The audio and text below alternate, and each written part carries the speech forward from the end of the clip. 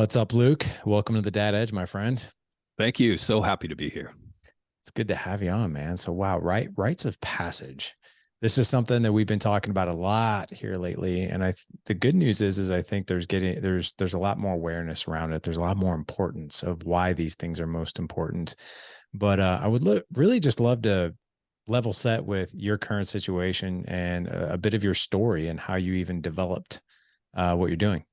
Absolutely. Yeah. Happy to share it. So I was super blessed that my father, when I was 22 years old, invited me to a men's weekend.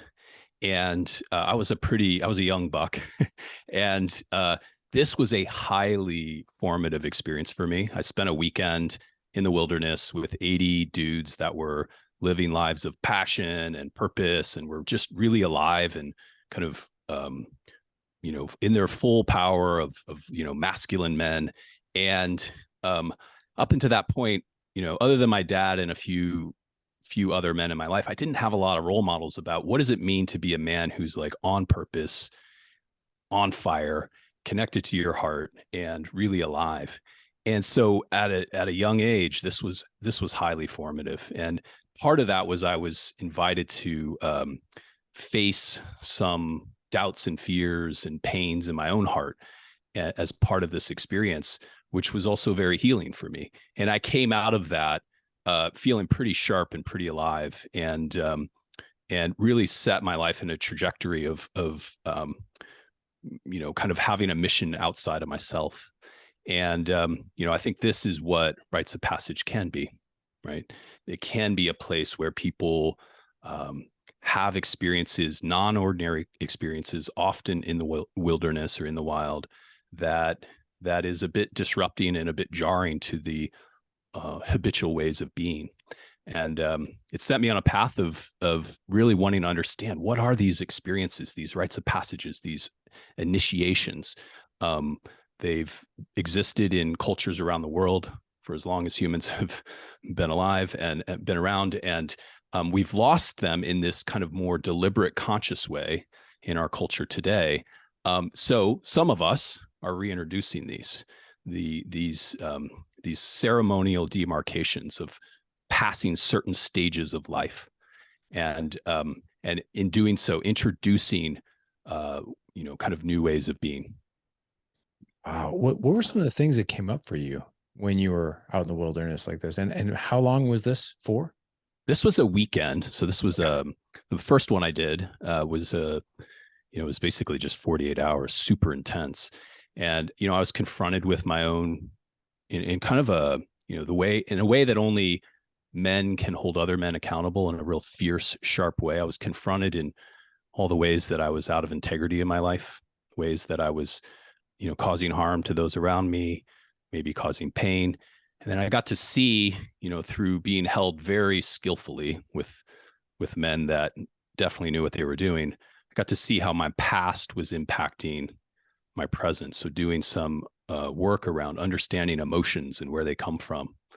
And, specifically some of the things I was working in that regard was how I was bullied, how other boys when I was, 10 to 14 were not so kind to me, and how that really shaped my own belief about myself. So I got to take a look at that, and kind of in the company of some very trustworthy men, I got to look at that and heal a piece of that, and came out just feeling like I'd kind of reclaimed some part of myself that I'd left in the past. And in doing so, came out with just a bit more clarity of purpose, a bit more kind of oomph. Yeah, I just had this podcast guest on not too long ago. His name's Andy Way, and he talks about what he calls the adventurous living method. And one of he shares 5 different methods, 5 different ways to do this, but one of them was discomfort, right? Mm-hmm. You experience different things when you're in an environment where you're uncomfortable or it's not the norm. Do you think a lot of this came out because of maybe the environment was not the norm? It was uncomfortable. You were out of the grind, or you had to really put a magnifying glass on those things? Yeah. I mean, that's one of the classic elements around a rite of passage, right? Especially when we talk about these kind of initiatory experiences. If we look at history, when oftentimes the boys were kind of ripped from their homes, taken from their mothers by the elders of the village, by the uncles, and they were taken into the bush or into the wild, and maybe they were given a spear and told to go kill a lion, or they were they were perhaps they were sent out on a vision quest alone into the wilderness to just deal with whatever came to them, right? And there is an element that's a necessary part of jarring us out of our habitual patterns if we're going to shift into a new way of being. And we can do this through just through adjusting the creature comforts. So spending time when we're so comfortable behind these wonderfully built homes and comfortable cars, if we can be out in the wilderness and feel the elements on our body, that can be part of it. We can also, as I was in this way that I described at the men's, we can be asked to confront some uncomfortable part of ourselves, some doubt, some place that we've caused harm, right? There's this kind of psychological, emotional way that discomfort can be really helpful. So yeah, I think this is a necessary part. When the classic model around a hero's journey, around rites of passage that Joseph Campbell talked about, the first step in that is a separation. He also called it the descent, right? This is the leaving of the village. It's the leaving the comforts of the home to enter into some sort of ordeal. So we see this in a lot of different myths and stories and fables in all the world wisdom traditions. There's a moment when the hero has to unmoor the ship and head into the unknown sea, right? Or head into the desert for 40 days and 40 nights. That's another great one. I love that analogy. Yeah, I think about too the movie 300, The Agoge, right, where the 7-year-old boys are stripped from their families and then sent off basically to become warriors, right? And then your final initiation is they put you out in the middle of nowhere and you have to literally just find your way back, right, alive. And there's something to be said. I agree with that discomfort, because when we're comfortable, that's when, number one, I think zero growth happens, because we have, quite frankly, the comfort around us. We've got our devices, we have air condition, we have, our soft, warm bed, right? We don't have, and we avoid, I think, a lot of the thoughts and the emotions and maybe the things like you experienced that come up for you when you're comfortable. But going back to just the experience for overall men and why this is important, why it's important to get away and be able to reflect on these things, just for men in general. I'm not even talking about the rite of passage yet, but just for us to do this as human beings. What do you think is the deep-seated psychology and benefits that people experience? Well, I think there's several. So, as men, we, often our job as men requires a level of burden.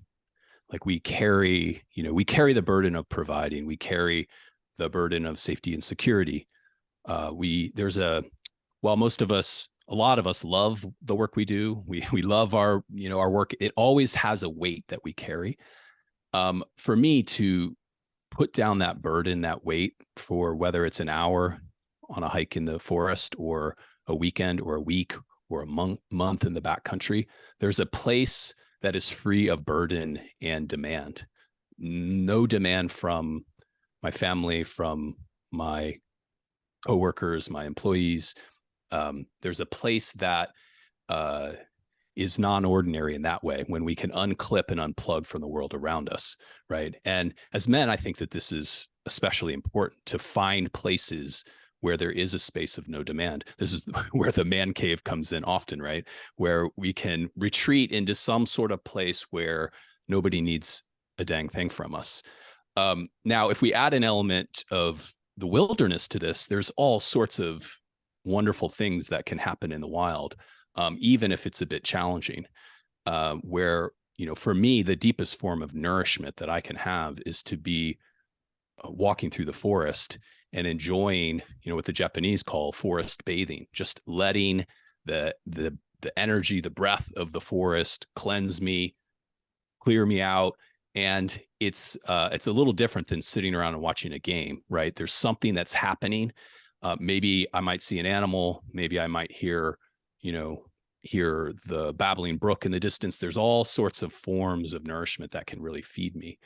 So I think that's part of it, is like just getting out of our habitual comforts.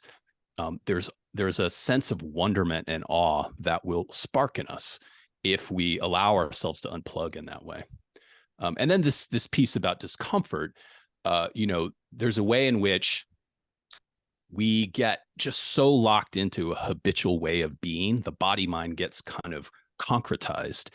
And in some ways, the only way we can do that is to find a way to just be to crack open the body mind. So for me, this is like, we do cold plunges, putting myself deliberately in a very uncomfortable place where the only choice is to go deeper into my own breath, go deeper into my own mind.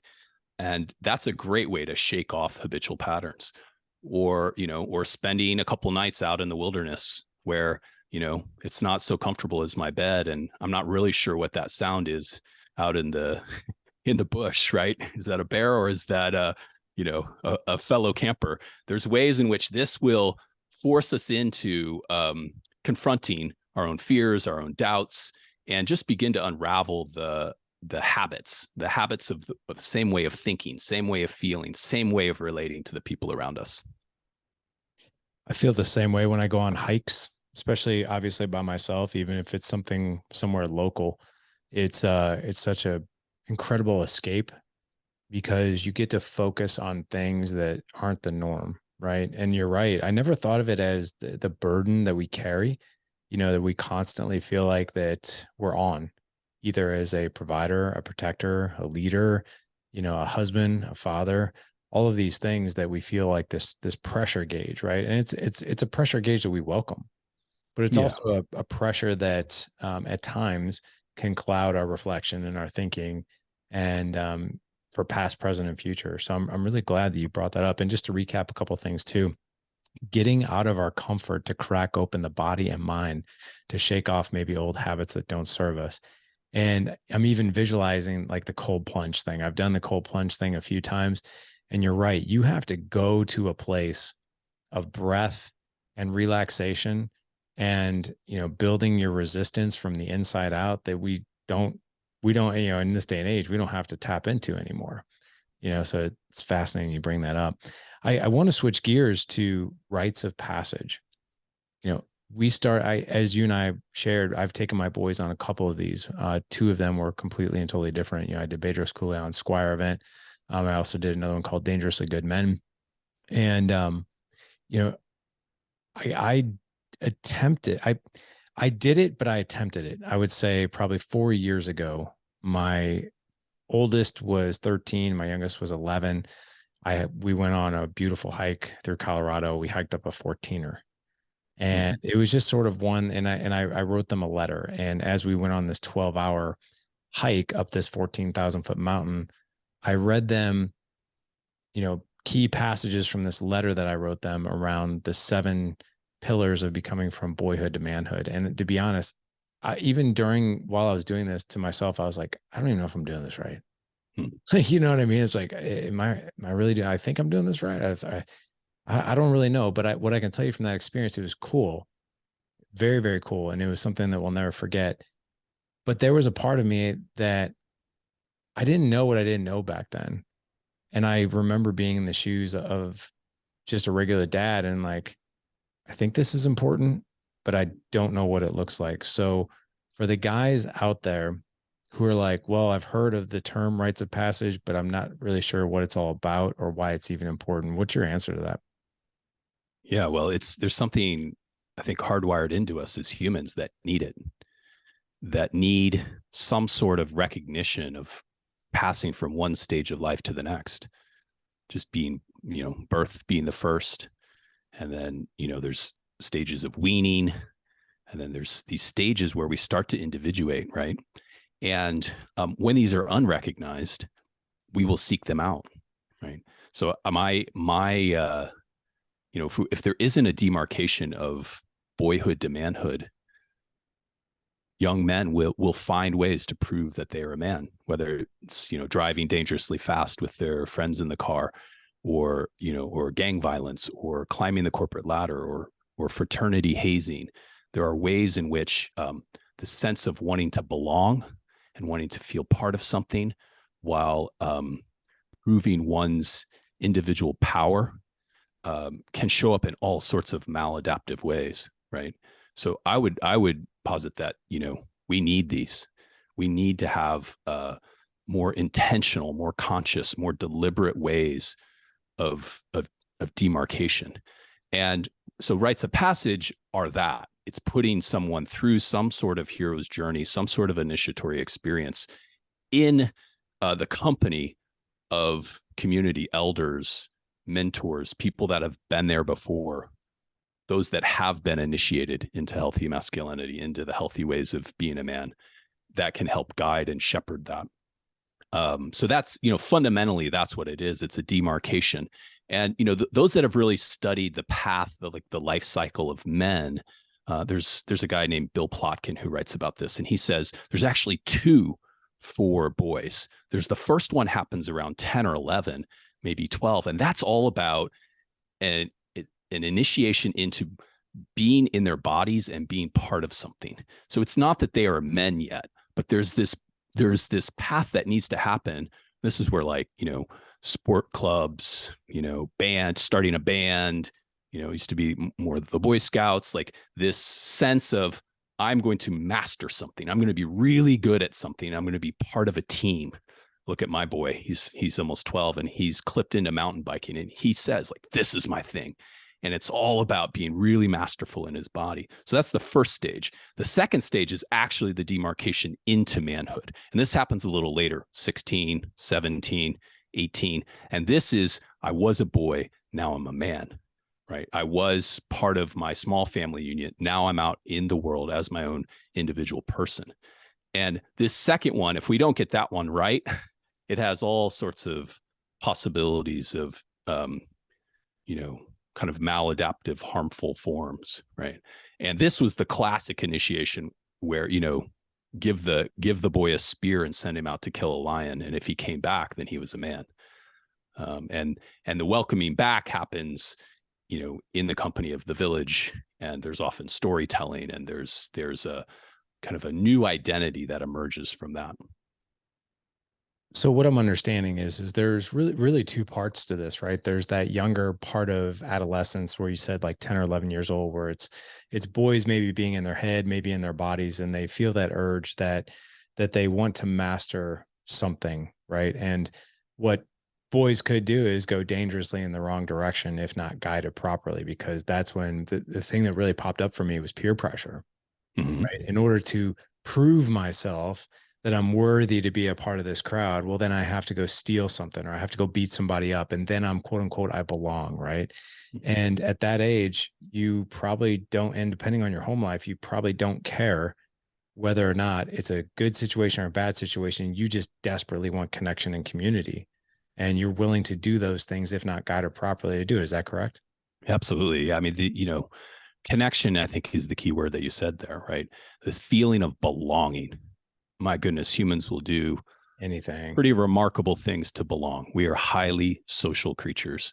And so this is, I think this is why some of the work I do is very much around the father-son connection, so that as fathers, if we can be there, we don't have to be the only one there. But if I can be there when my boy needs me, when he's, entering into the full throes of teenage hormones and all the things that happen when bodies are changing and really like growing quickly, and if I can be a person that he can turn to during that time, I want to do anything I can to be there, to be that guy that, one of the places that he can turn to for connection. And I think that that's fundamentally, like, when I ask the question, how do we raise good men? How do we raise good men? For me, it's to do whatever we can as fathers to make sure that we're at least there, that they at least have an inkling of wanting to turn towards us when things get really hard. Yeah, it's fascinating you're bringing this up.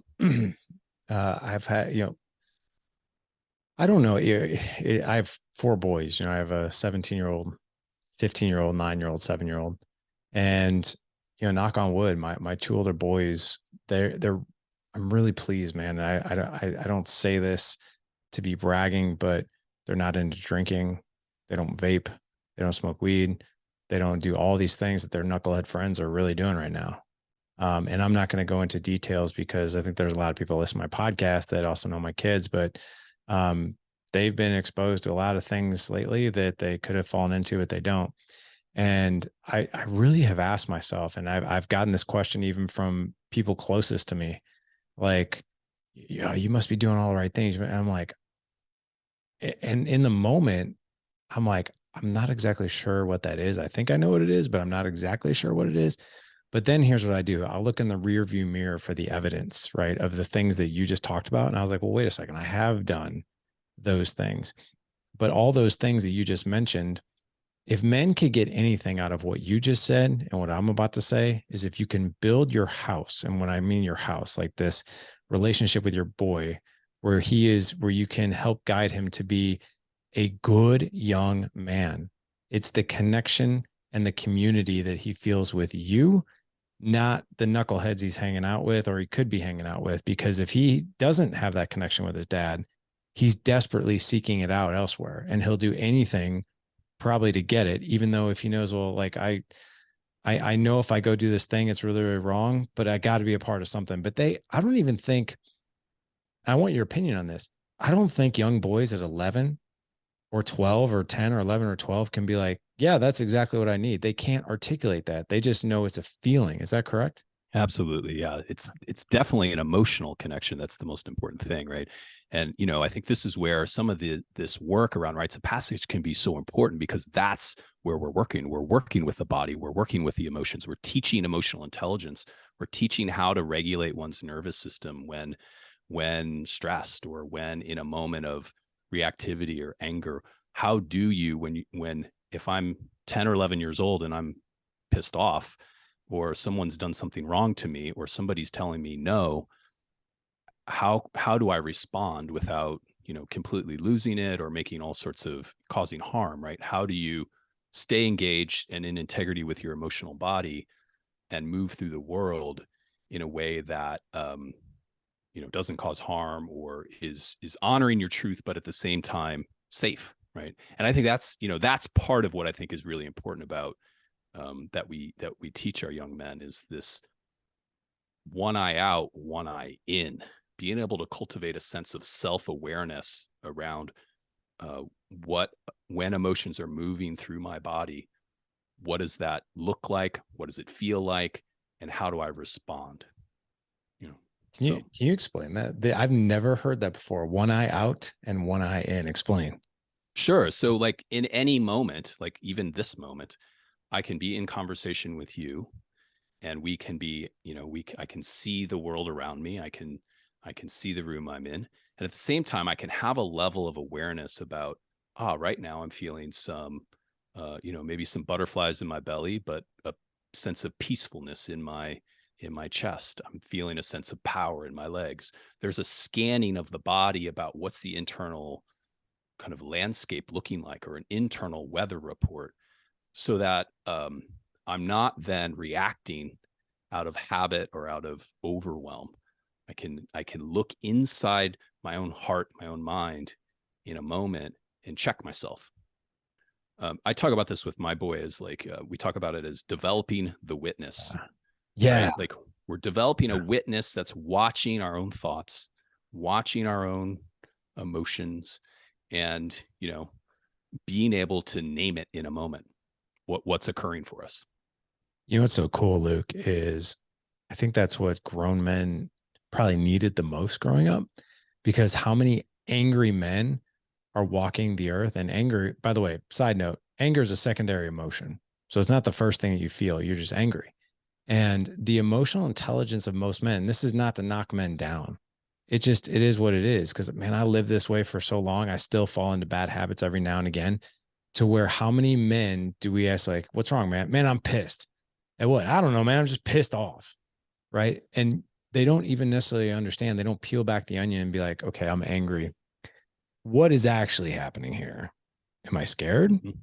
I sad? Like, and even those words, right? Sadness and fear. It's like, no, I'm not, I don't feel any of that. I'm just angry.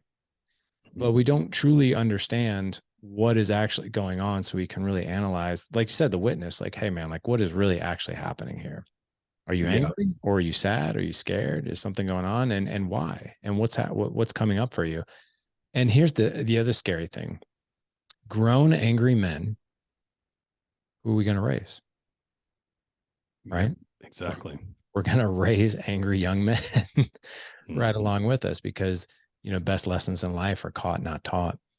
But so I really want to shed a magnifying glass on your rite of passage and what you're doing here.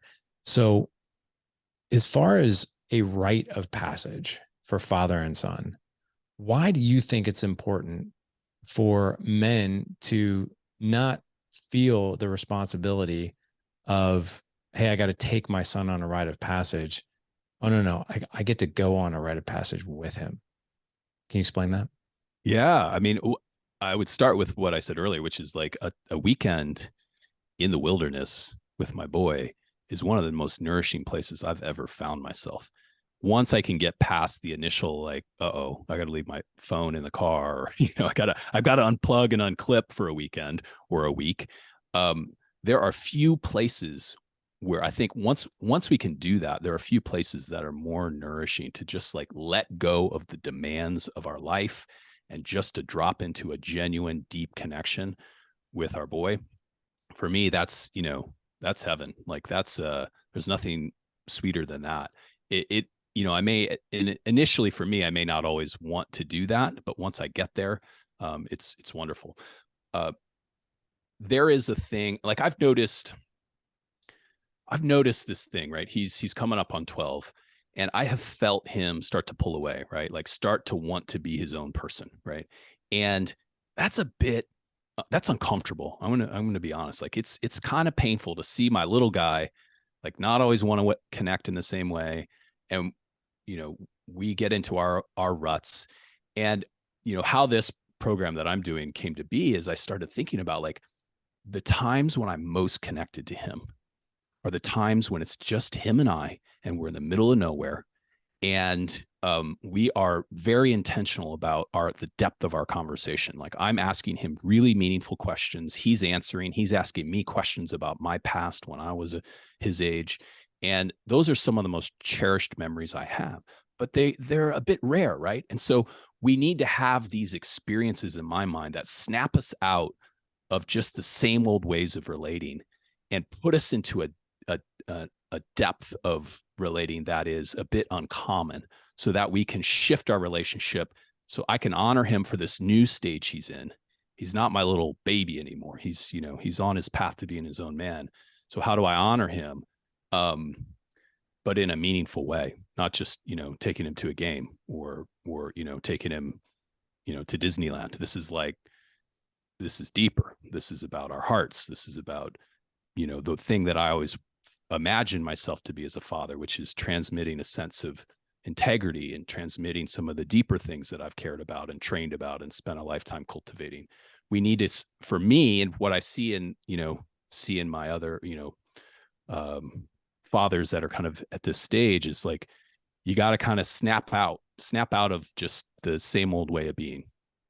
And so that's where this program came from is a desire to create these experiences for, first of all, for my boy and me, but then you know best done in community, best done in kind of a tribal sense of let's fathers and sons head out into the wilderness and have these deeper connections and do some training and do some things that make us uncomfortable and be around a fire and look up at the stars and not touch our phones for a weekend. I love that, man. I really think about this connection aspect because, and the experience aspect of this, which is no father goes to their grave saying, I'm so glad I didn't spend a weekend just hanging out with my kid and really getting to know them on a deep level in nature without my phone. Right. We don't go to our grave saying that, like saying, oh, I'm so glad I never did that. Like we say Yeah. the opposite. you mentioned certain things in there, like, you know, games, like baseball games, hockey games, NBA games, or whatever, right? You mentioned in there Disneyland. I remember going to Disneyland when I was 6.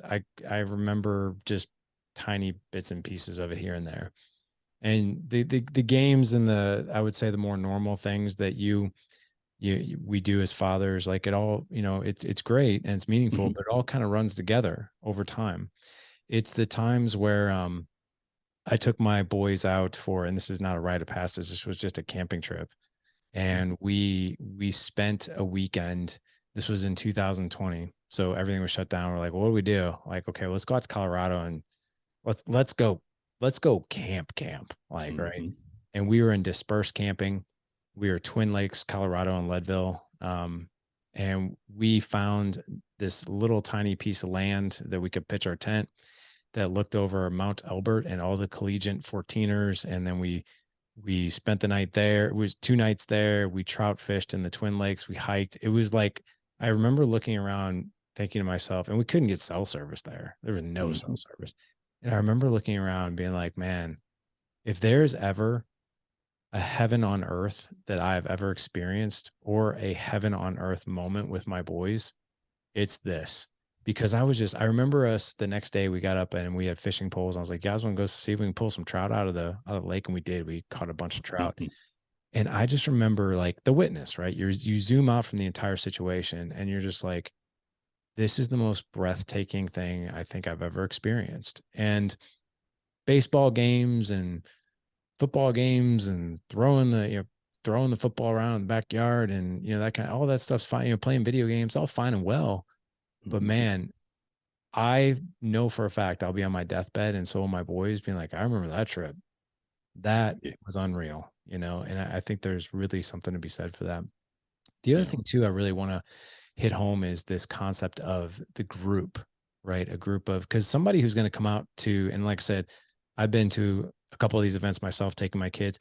But when you show up to something like this, you already know that the men who are signing up for this, they have the same like-mindedness as you do, right? The same hunger to connect with their kids as you do. Probably the integrity that they're operating at is the same as yours is, right? Mhm. I think it's so important. I want you to speak to this community aspect of the group experience a little more, because I personally think if your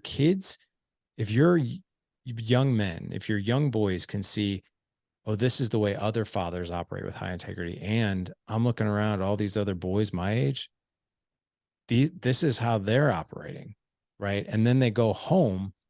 I honestly think that that's probably one of the reasons my boys don't hang out with these knuckleheads, is because they've experienced more evolved young men who think just a little bit differently. But what are your thoughts on that? Absolutely. Yeah. I mean, this is, and if we look at the kind of the history of initiation and the history of rites of passage, this is very much part of it, which is the creation of community, initiation into the tribe, right? The sense of like there's something outside of myself that is beyond my own selfish desires that is important to be aware of and track. And so when we see it show up in the other boys or in the other fathers, that is a pretty powerful medicine around um, creating, kind of a role modeling, something to aspire towards. I would also say just for the fathers, right? Like there's a rite of passage about having for the first time having a teenage boy. Like this will be the first time I'm the father of a teenager. That comes with its own experience, right?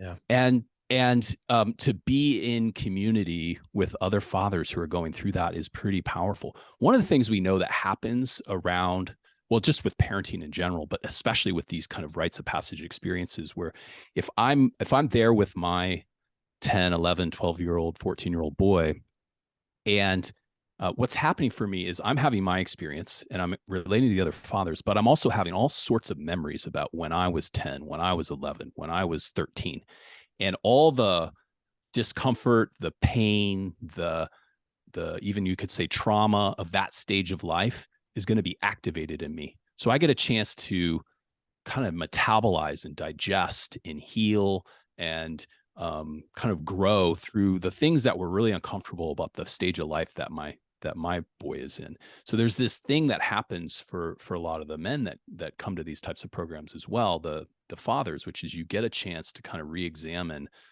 that stage of life and relate to it a little differently. It's kind of like this concept of like pulling it out of the shadows and really taking a good look at it, and then being able to kind of grow and evolve through it, rather than it unconsciously living back there and kind of the 13-year-old in me is screaming, so that's another kind of secondary benefit of this, where a lot of the dads will get a chance to kind of to metabolize some of the pain of the past in that way.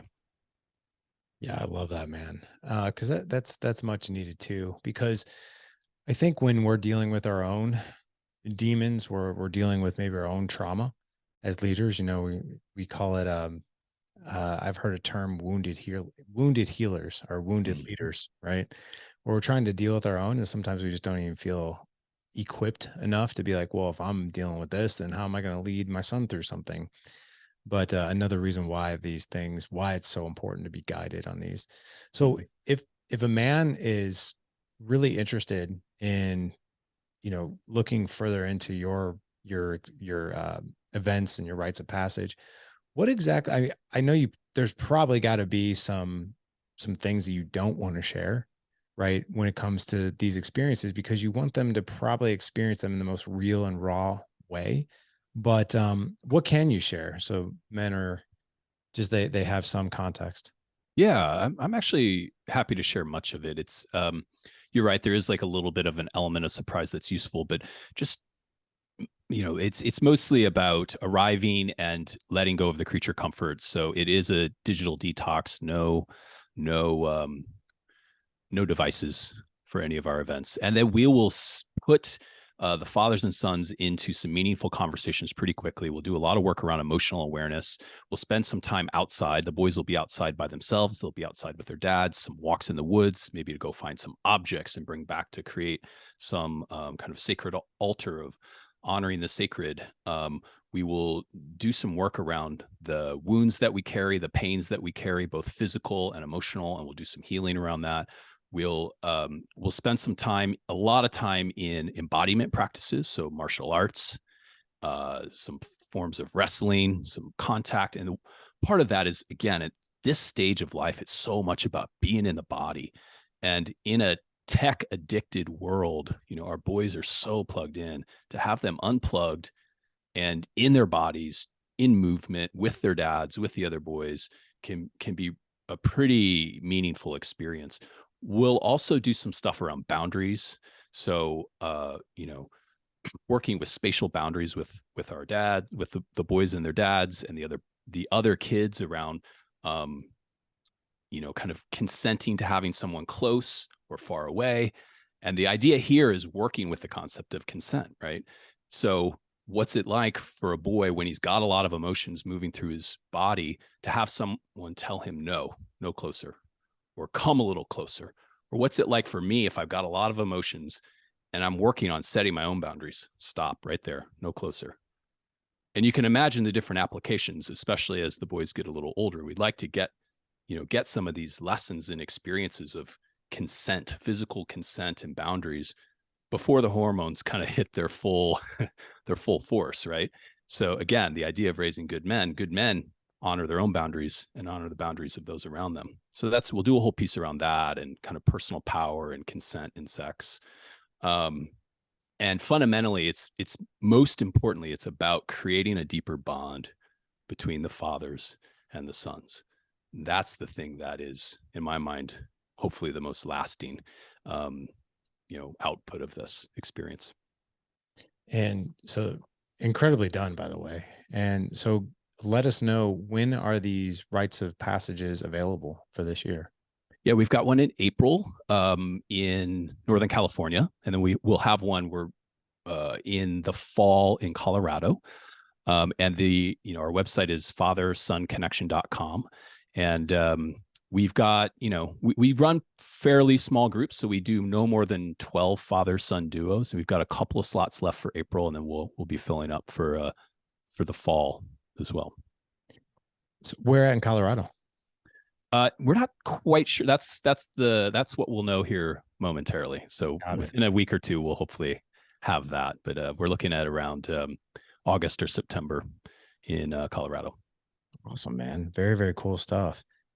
What, if you were really to share a strong message to fathers out there who are raising young men to really tie this whole thing, just wrap this whole thing in a bow, what is the last thing that you really want them to think about as we wrap up this podcast and you're able to just, you know, maybe just put something on their heart? I'll share some wisdom that I heard from a man named Robert Bly, who was a poet and did a lot with men's work back in the 90s. And he said, the feminine, which can be women, but the feminine connects through sitting in a circle. The masculine connects walking side by side. And for me, that means walking side by side in the wilderness with my boy. And you can take your boy to a rite of passage program to do that, or you can simply take him for a hike in the woods for an hour. Guarantee it will change the quality of connection with your boy. Dang, man. That is so cool. And it's really, really true too. If my 15-year-old plays football, and I'm always so intrigued to watch the coin toss. When they go out, shoulder to shoulder because they're getting ready to do battle together. It's just such a beautiful masculine way to display strength and teamwork and connection. So I love that, man. Guys, we're gonna have all the links in the show notes, not to worry. Uh, you said father and son connection, not the father and son connection. Is that correct? I said father-son connection. Father-son-connection.com. So we're going to have Mm-hmm. that in the show notes for you guys. Father-son-connection.com. If you guys would like to go ahead and connect with Luke, you can just head on over to thedadedge.com/Friday 9/6 for this show. If you have one more question for you, Luke, too. What is the minimum age and the maximum age for men to bring their boys out? Young The men. boys are 10 to 14. Okay. And So then it's fathers or father figures, right? So any sort of father figure. okay. So, if we have a lot of moms who actually listen to this podcast, I'm sure we have a lot of uncles and stuff like that. There are men out there that know families that don't have a father in Mm-hmm. the house. So an uncle, a friend, relative, that's everything can come out That's for great. That's great. And we've got a few mentors standing by waiting for some boys that maybe don't have a father you. themselves that can stand in and pinch hit. Yeah, some really good men just eager to serve that role. So Oh my gosh, man, that is so cool. That's really cool. I mean, that's a phenomenal way to serve, a young man. A young man will never forget that. I think about even my childhood growing up, like fatherless home and what that would have meant to me. So that's pretty cool, man. yeah, if you could imagine, most of these men don't have sons themselves and are, kind of aching to have that connection themselves to a boy that they can be a good man for. So Yeah, yeah, we've got a few standing by ready to pinch hit. that's really cool. Can I share one final plug from just my perspective on this? Yeah, of course. There's a lot of men, I think, Luke, it's safe to say that you probably know and I know, and maybe even ourselves. I mean, if you grew up and you didn't have a good experience with your father, maybe you grew up in a fatherless home, maybe you grew up with a father that was physically there, but not emotionally was there for you, or maybe an abusive situation, right? One of the coolest things that I've experienced out of the rites of passage I've been on is I've been able to go through this. This sounds kind of weird, and I hope it doesn't come across weird, but I've been able to go through this and father myself through this in a way where I look at it through the lens of leading my son and being a father to my son. But there's also that 12-year-old boy in me that was starving for something like this. And I just get to experience it with that type of lens as well, if that makes sense. Yeah, absolutely. I think, your story is such a perfect, beautiful example of a man who took his pain and transformed it into, a pretty massive gift to the world, right? Not just to your boys, but to the world. So to take your own pain of the past and turn it into this. Well done, sir. Thank you so much, man. That means the world. And I really appreciate you saying that. Yeah, our struggle can be our strength, which is really Absolutely. cool. And you're doing great work. Like I said, guys, head on over to thedadedge.com/Friday96. You'll see all the links if you want to head out to one of these events that Luke is hosting and you have a boy between the age of 10 and 14. This is the place to do it. Gentlemen, go out and live legendary. Take care.